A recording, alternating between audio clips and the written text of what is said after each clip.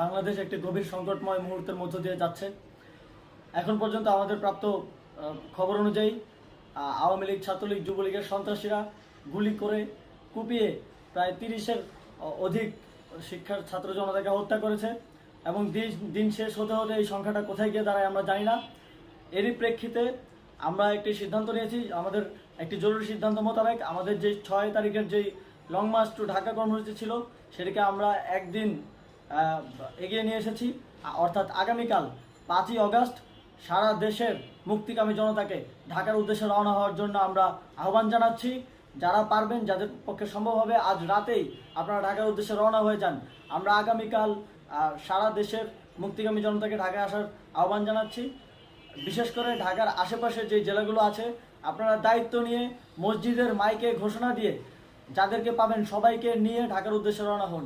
এই লড়াই আমাদের জন্য একটি চূড়ান্ত লড়াই। আমরা চূড়ান্ত ঘোষণার জন্য প্রস্তুত, আমরা গণভবনের দিকে যাত্রার জন্য প্রস্তুত এবং সেই উদ্দেশ্যেই আপনারা সবাই ঢাকা আসুন। আমরা আপনাদের সবাইকে নিয়ে আমাদের চূড়ান্ত দাবি আদায়ে এগিয়ে যাব। আমি জানি না সমন্বয়করা আজকে রাতে বেঁচে থাকতে পারবে কিনা, কিন্তু আপনাদের উপর আমরা এই দায়িত্ব দিচ্ছি। আপনারা সবাই নিজ দায়িত্বে ঢাকায় আসবেন আগামীকাল এবং পরশু পরিস্থিতি বিবেচনা করে পরশু গণভবনের দিকে 4 দিক থেকে আমরা রওনা হব।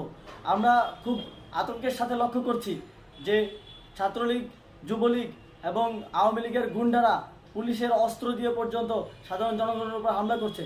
কিন্তু একটি সুখের খবর হচ্ছে সারা দেশের বিভিন্ন স্থানে সেনাবাহিনী ছাত্র জনতার পক্ষে দাঁড়িয়েছে, আবার কিছু কিছু জায়গায় যেমন মিরপুর ও মোহাম্মদপুরে সেনাবাহিনী ছাত্র জনতার বিপক্ষে দাঁড়িয়ে গুলি চালাচ্ছে।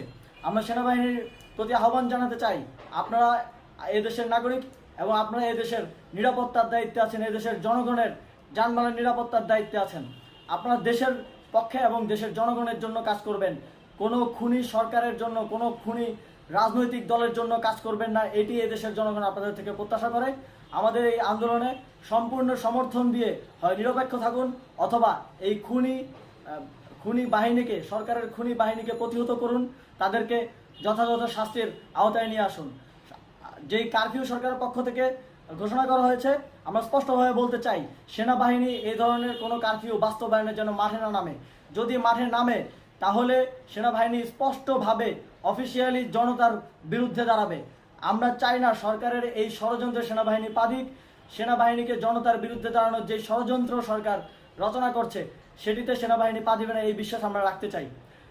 আওয়ামী লীগ আজ সারা দেশে তাদের খুনি বাহিনীকে নামিয়ে দিয়েও ছাত্র জনতার প্রতিরোধের মুখে টিকতে পারেনি। রাজপথের পরাজিত শক্তি হিসেবে তারা সেনাবাহিনী সহ অন্যান্য বাহিনীকে আমাদের বিরুদ্ধে কাজে লাগানোর চেষ্টা করছে।